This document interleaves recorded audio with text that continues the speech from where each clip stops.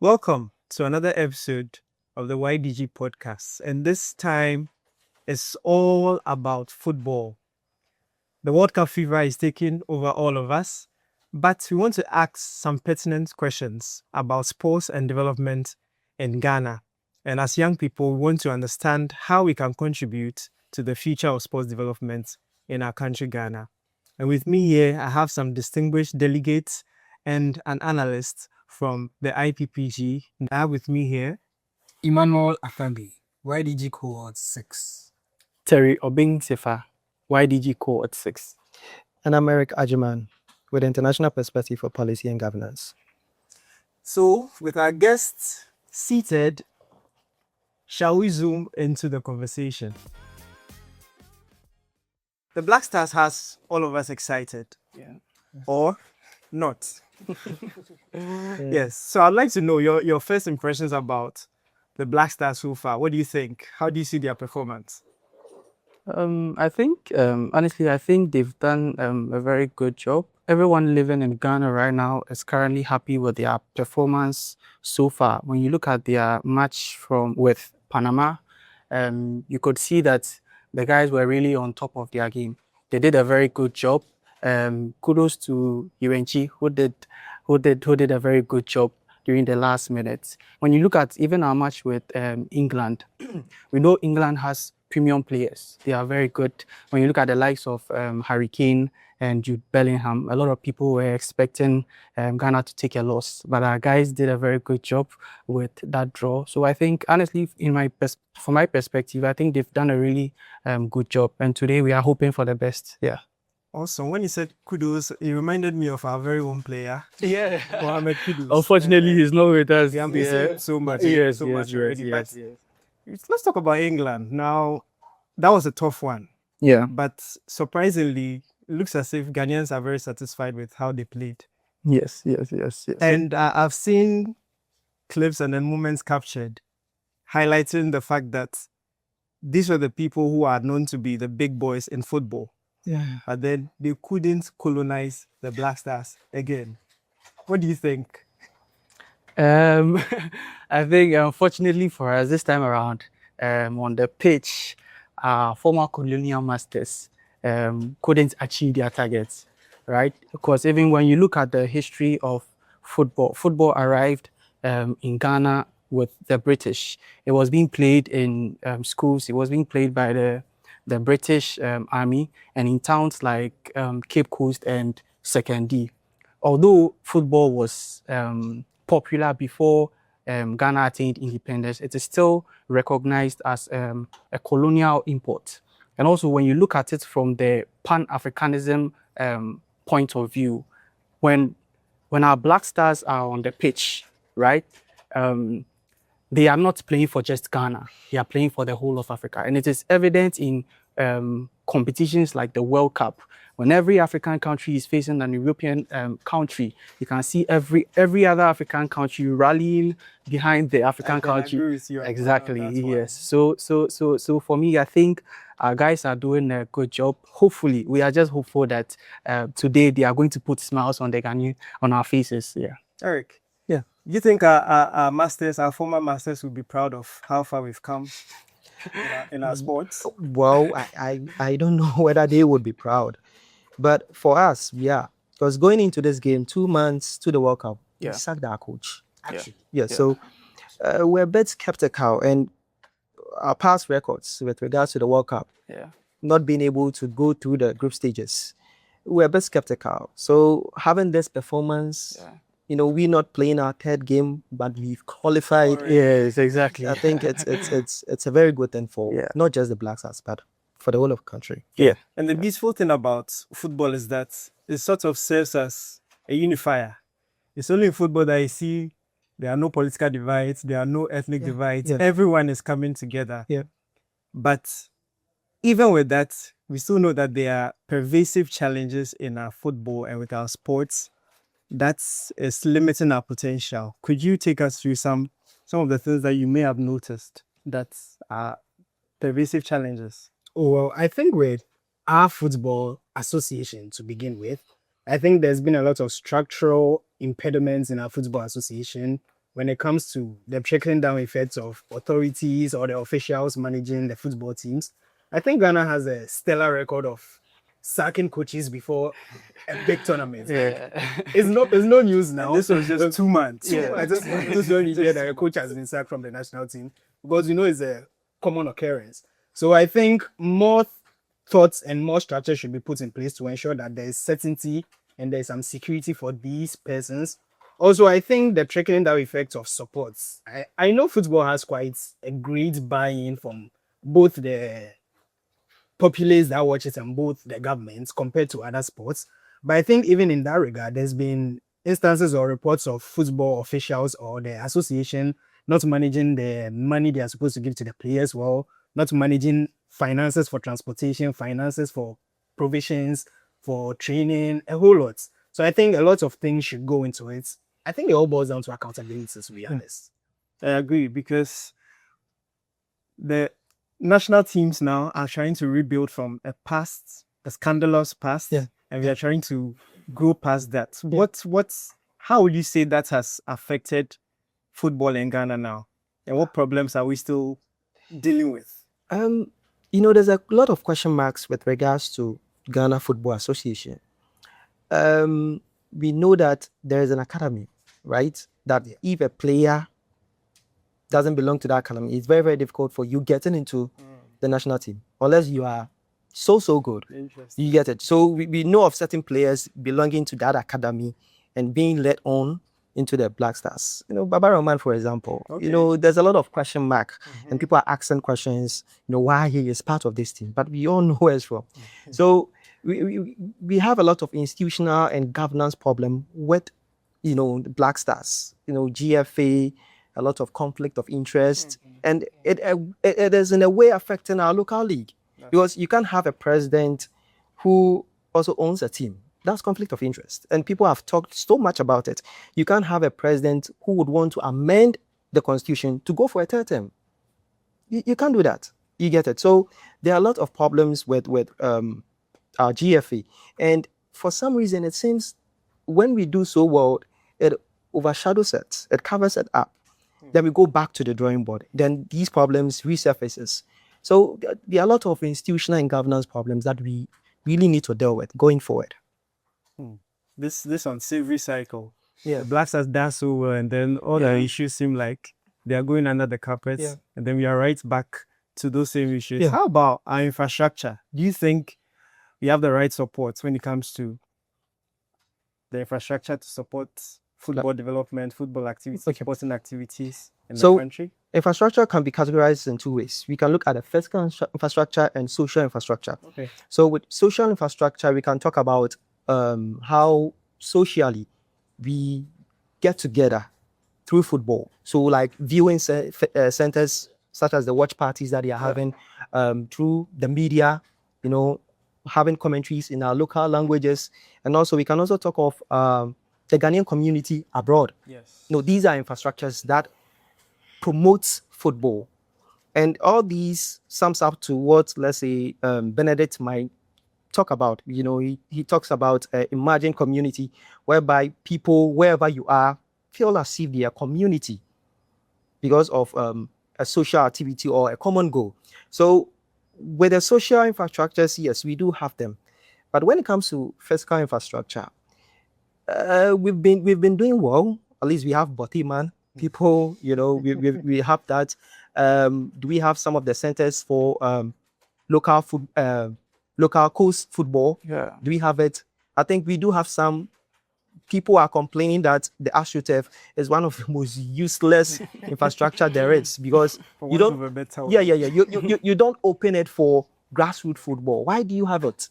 Is it for parties? Is it for funerals? Why do we have it if it really can't develop, our local football? So with infrastructure, I think we are lacking. The social ones, we are doing well, but with fiscal, we are lacking, and that's where GFA problems comes in. How about the government's role in all of these infrastructure problems? The government and the ministry.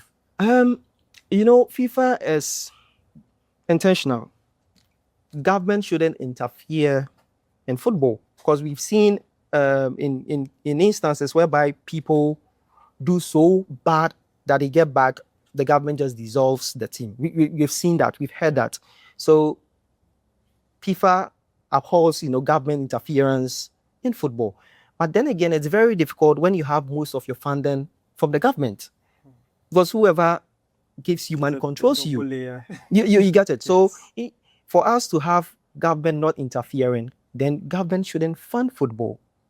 You get it. And over the years, it's all about football, whilst neglecting other sports.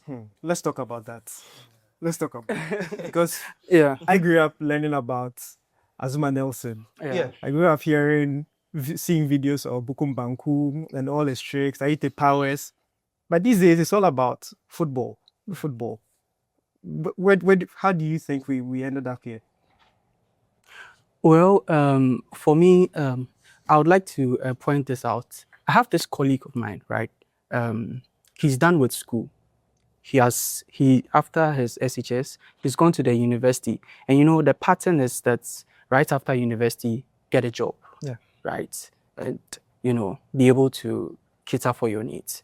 But this guy, right after securing a 9-to-5, he decided to quit, which is unlikely, right? He decided to quit to follow his passion as a boxer. Wow.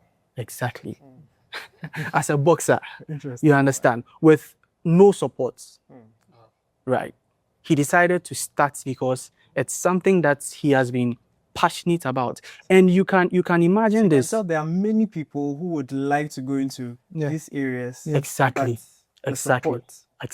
Like, I can tell you for a fact, a lot of sports lovers, right, wish they were in the shoes of some of the successful, sports professionals. I'm telling you, it's very true. I wanted to be a footballer. You see, right? Yeah, that's true. Because myself, in primary school, I could play football the whole time, knowing very well that I'll return to class all sweaty and dirty and would receive lashes from my teacher, right? It's I believe almost every young man has gone through that thing. Yes, almost everyone has gone through that thing. So for me, I think we need to encourage the young individuals. And when I say the young individuals, it's not just limited to the young boys, right? There are women out there who love sports, but it comes with some sort of stigma when we see a lady engaging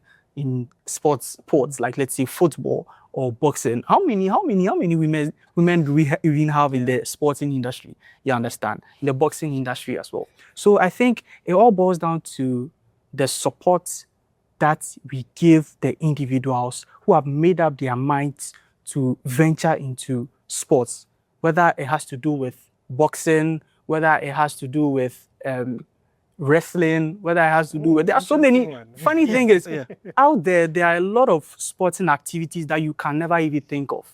Actually. Yes. You could see some of the games and then you'd be like, what?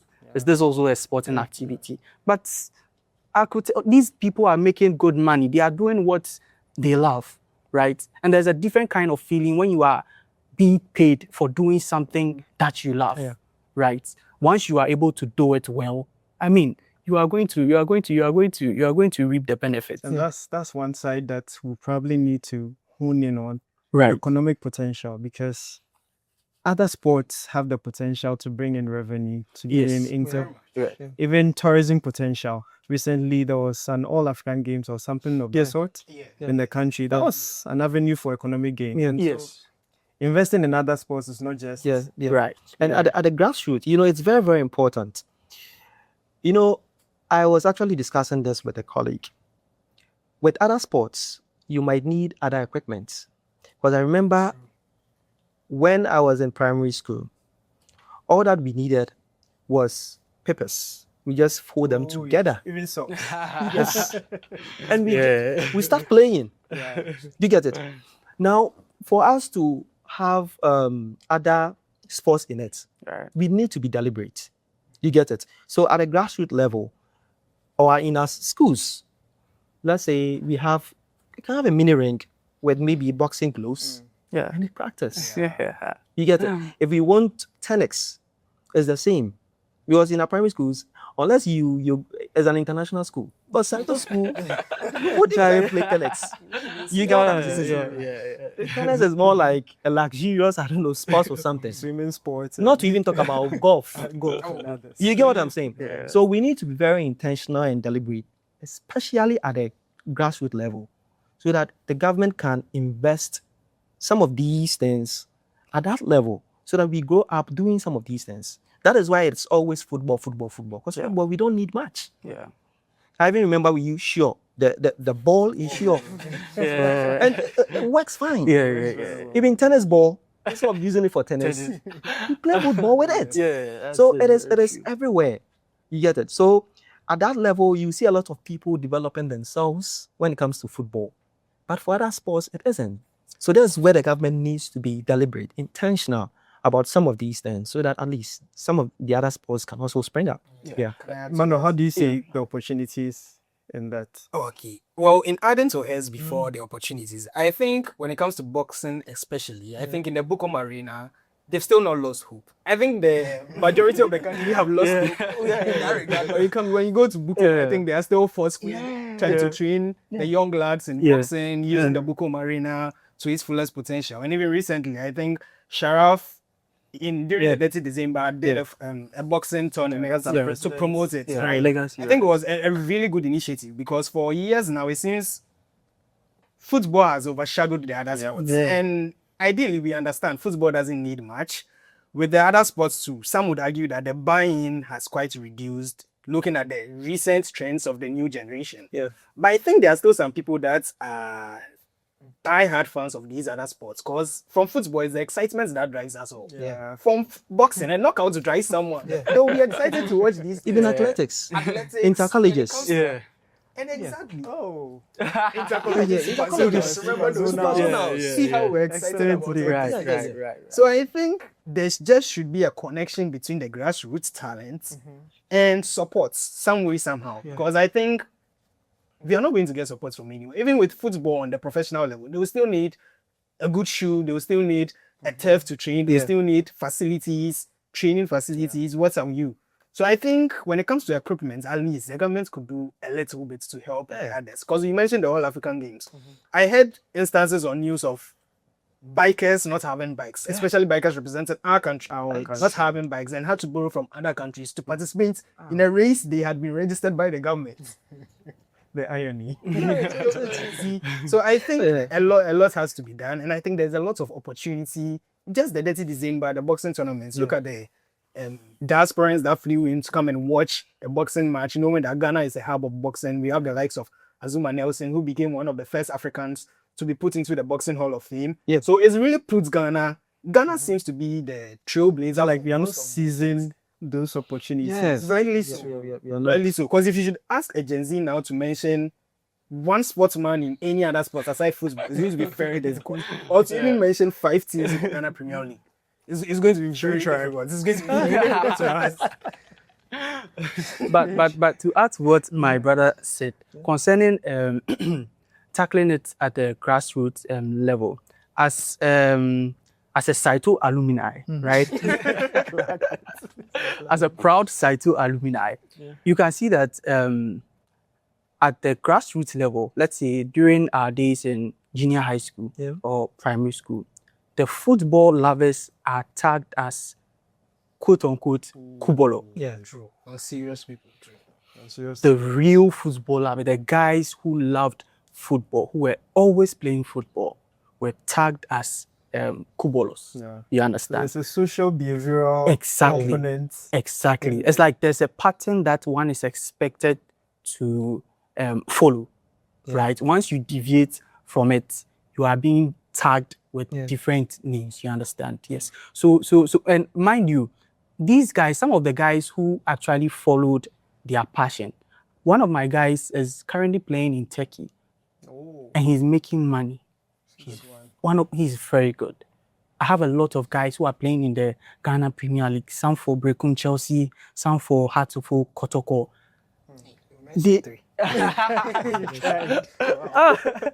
Right. So you could see that those who are actually pursuing their dream and not backing down end up reaping the results. Yeah. You understand? So I think Usually without the support of government. And exactly.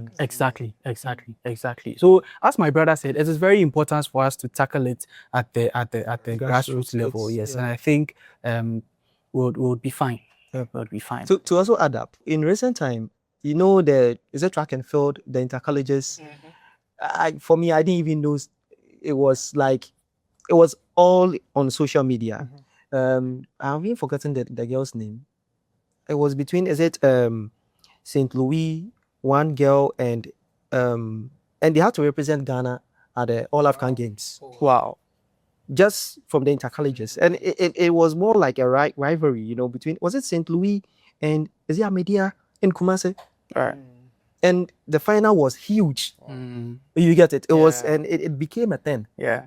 Right from there, they just recruited them All African Games. They had to represent Ghana, but on female. You get it? Yeah. So this is where we should, begin. The potential is it's there. The talents are there. It has to do with coordination and just thinking outside the box. Yeah. And just putting two and two together. It will just work. Talking of thinking outside of the box, the young people are eager to see something change, to see something come up. What do you think the next generation, the questions that, or the opportunities the next generation is asking for? The next generation isn't really asking for much. We just want Ghana to get back to where it was before. If you remember Ghana's World Cup debut in 2006. Oh, that one. After that, we were ranked 13 in the World Cup. I think currently FIFA ranking somewhere in the 70s or 60s. I think, yes, 78 or something. Yeah. We're falling so far behind. Even being one of the African countries that almost became the first African country to get to the semis in 2010. And Morocco had to do it 12 years later, 2022. I mean, Ghana was really a trailblazer when it comes to these things. But I think because of ups and downs, institutional crisis and everything, we're falling far behind. So I think what we are simply asking for is Ghana to get back to where it was. It's not going to be a one-night thing. I think little by little, accountability, institutional checks, linking grassroots talents to persons, to academies. We have the Right to Dream. We have other academies, private academies that could help train these talents if the government isn't ready to do so. We just need them to link these things so that talents can be nurtured, talents can be brought up, so that we have a huge pool to pick players from. I don't think it's right for us to always go outside begging our citizens to come and play for us. When it's time for World Cup. There's a lot we can do. And Benjamin Asare, for one, is already proven himself. Yeah, we can sit over here and they can go to the world stage and perform marvelous. Yeah. So what do you think? The next generation, what are they saying? For me, we have a history of funding events, funding activities. So, for instance, Ghana is going to World Cup. You just provide them with money. Maybe we'll give them maybe $80 million for the whole World Cup. You get it? We fund events. We are going for Olympics. We just give them maybe 20 million. Go. Don't fund events. Fund the sports. Right. You get it? And I'm happy that, as it in 2025, Ghana Sports Fund was instituted. So now it's a fund that would accumulate wherever the money comes from. We will just put it in and we use it to fund any sporting activity going on. And I think that is good. You get it? We should stop funding activities and fund sports. Fund sports, not activities. So I'm thinking that's what the next generation should want to, demand or want to make it happen here. I'll say one area we could start again and look at is when it comes to physical education, right from basic to the senior high schools. Do you see a future where we have institutional coaches going to these schools and then we are allocating them to different sporting activities? Yes, I do. So when you look at, as a proud mover, yes, as a proud mover, you realize that Infantism doesn't just focus on football. We have a football pitch. Yeah. We have guys who are engaging in rugby. We have guys who are engaging in handball, volley, football. Yeah. Every sporting activity, right? And you can see that the guys actively participate in events like the Sprite Ball Challenge, right? Where it even creates an avenue for interested persons to poach you, right? So I think that for that to work, the government needs to collaborate with educational institutions, right, to identify the potentials that lie in most of our guys who are engaging in other sporting activities, right? So I see that yes, there's a future, but then a lot of work needs to be done at, yes, once again at the grassroots level. A lot of work needs to be done. So one thing is collaborating with the educational institutions, and then I think once we take it out from there, we can spot a lot of potentials in the guys, and connect them with top players out there. Yeah. So in addition to that, I recently learned that in countries like Jamaica and Kenya, they have these sporting events for students, usually students in their elementary, junior high, senior high. And these sporting events, pretty much the whole country looks forward to it because it's through these sporting events that they are athletes. The Usain Bolts, the people that we see are scouted and are poached from and trained and nurtured to become Olympic medalists, to become world champions. I think the dreams we are seeing is not things that are simply born out of thin air. I think other countries are doing it, and Ghana can also do it. So I rightly share in my brother's sentiments that there should be a link with our educational system to push these talents. Brilliant take. Other countries are doing it, and we know that Ghana can also do it. Any final words as we prepare to wrap? So for me, it's just simple. I think whatever we were saying here, we're in sync, right? We are asking for the same things. We need to support our young individuals who are passionate to involve in other sporting activities. Let's not just focus on football. There are other sporting activities that can that can put the country on the map, right? There's basketball, handball, rugby. They are there, a lot of them. So if anyone is out there looking for some of the good guys to poach them, you can go to Infantipim. They are doing a very good job there. They are doing a very good job there. The guys are brilliant. So that is just a shout out to Infantipim. Terry promoted us, you boys over there. And this is how we wrap up on this episode of the YDG podcast, Sports Development in Ghana. Thank you for tuning in.